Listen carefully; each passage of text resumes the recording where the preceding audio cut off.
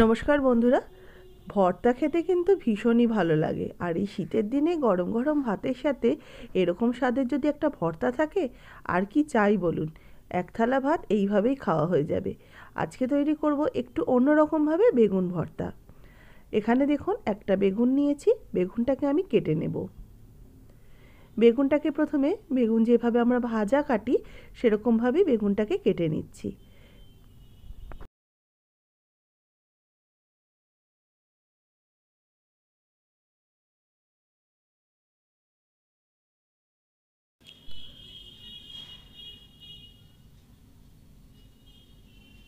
এইভাবে বেগুনগুলোকে আমার কাটা হয়ে গেছে। এবার এর সাথে কেটে নেব পেঁয়াজ। পেঁয়াজ কেটে পেঁয়াজের খোসাটা ছাড়িয়ে নিয়ে এবার পেঁয়াজগুলোকেও আমি লম্বা লম্বা স্লাইস করে কেটে নিচ্ছি।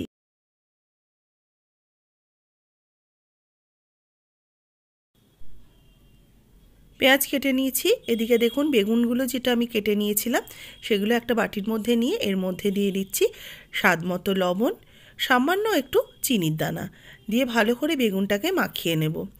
লবণ আর চিনি দিয়ে বেগুন মাখিয়ে নিলে বেগুনটা খুব তাড়াতাড়ি নরমও হয়ে যায় আর বেগুন খেতেও বেশ ভালো লাগে। এবার একটা প্লেটের মধ্যে নিয়ে নিলাম এই ফুল চিংড়ি। এই চিংড়ি মাছ এই শীতকালে বাজারে বেশ ওঠে, এগুলো দিয়ে তো আমরা বেশিরভাগ সময় বড়া করেই খাই। আজকে একটু অন্যরকমভাবে তৈরি করব। কড়াইতে আমি 2 টেবিল চামচ সর্ষের তেল দিয়ে দিলাম, তাতে 2-3টে কাঁচা লঙ্কা আর 7-8 কোয়া মতো গোটা রসুন দিয়ে দিলাম। রসুন আর কাঁচা লঙ্কাটাকে একটু ভালো করে ভেজে নেব। ভেজে নিয়ে রসুন আর কাঁচা লঙ্কাটাকে উঠিয়ে রাখবো। রসুনটা বেশ লাল লাল করে ভেজে নিয়েছি। এবার রসুন আর কাঁচা লঙ্কাটাকে উঠিয়ে রেখে দিচ্ছি। এবার ওই তেলের মধ্যেই দিয়ে দেবো কোচানো পেঁয়াজ।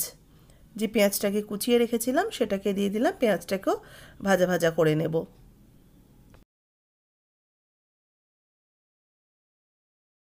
পেঁয়াজটাকেও একটু ভালো করে লাল করে ভেজে নেব। শীতকালে এই সমস্ত রান্না খেতে কিন্তু বেশ ভালো লাগে। বেগুন ভর্তা তো বাড়িতে সকলেরই হয়, তবে আজকে একটু অন্যরকমভাবে করছি। পেঁয়াজটা দেখুন বেশ লাল করে ভাজা হয়ে গেছে। এবার এই পেঁয়াজগুলোকেও আমি তেল থেকে উঠিয়ে রেখে দেব।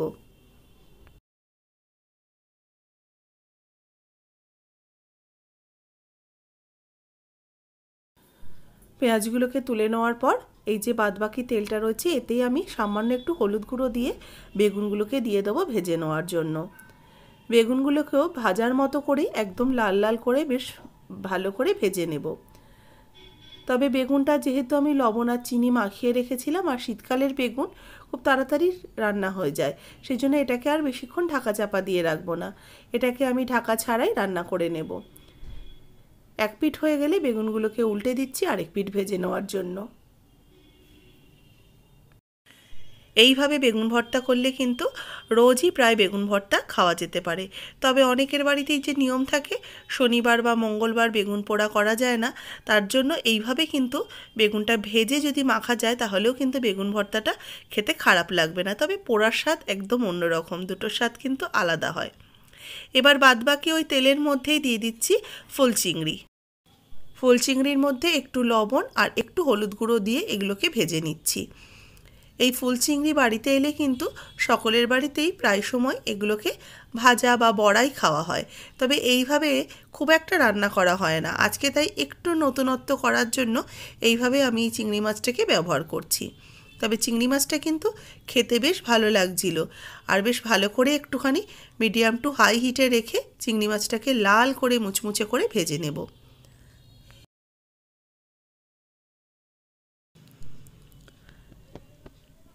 এবার এর মধ্যে কিছুটা কাঁচা লঙ্কা কোচানো দিয়ে দিলাম আর কিছুটা ধনেপাতা দিয়ে দিচ্ছি। ধনেপাতা আর কাঁচা লঙ্কা দিয়ে চিংড়ি মাছটাকে আরও একটু ভেজে নেব, তাতে চিংড়ি মাছের স্বাদটা বেশ বেড়ে যাবে। এরকম ভাজাও কিন্তু গরম গরম ভাতের সাথে বেশ ভালো লাগবে, একবার খেয়ে দেখবেন। আর এটাকে আমি আজকে তৈরি করব একটু অন্যরকমভাবে। এবার এগুলোকে ভাজা হয়ে যাওয়ার পর নামিয়ে নিচ্ছি একটা প্লেটের মধ্যে। দেখুন যে যে জিনিসগুলো ভেজে নিয়েছি সেগুলো একটা প্লেটের মধ্যে নিয়ে নিলাম।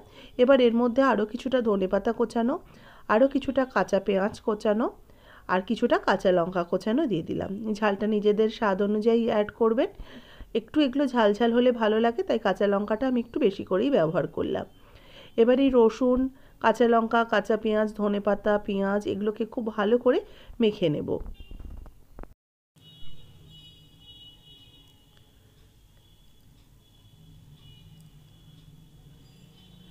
এবার ভালো করে এগুলো সমস্ত কিছুকে একসাথে মেখে নিচ্ছি। এবার এই যে চিংড়ি মাছটা ছিল, চিংড়ি মাছ ভাজাগুলোকেও আমি এরই সাথে ভালো করে মেখে নেব।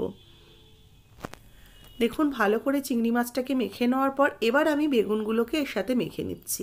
বেগুনটা দেখেই বুঝতে পারছেন একদম নরম করে কিন্তু ভেজে নিইনি, সেই জন্য একটু হাই হিটে আঁচ বাড়িয়ে আমি ঢাকা ছাড়াই বেগুনটাকে ভেজেছি, যাতে বেগুনটা ভাজাও ভালো মতো হয়, আবার একদম গলে যাওয়ার মতো যেন না হয়। এবার এই বেগুনের যে চাংসগুলো রয়েছে এগুলো ভালো করে মেখে নেব।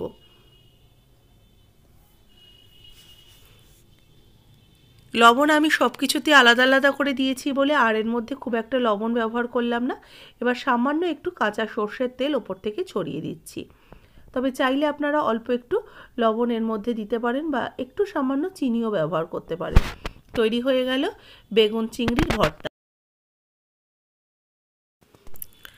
আজকের রেসিপি কেমন লাগলো অবশ্যই জানাবেন। ভালো লাগলে লাইক করবেন, শেয়ার করবেন। যারা নতুন দেখছেন আমার চ্যানেলকে সাবস্ক্রাইব করে নেবেন। ফেসবুক পেজের বন্ধুরা অবশ্যই পেজটাকে ফলো করতে ভুলবেন না। রেসিপিটাতে অবশ্যই করে লাইক দেবেন যদি ভালো লাগে রেসিপিটা।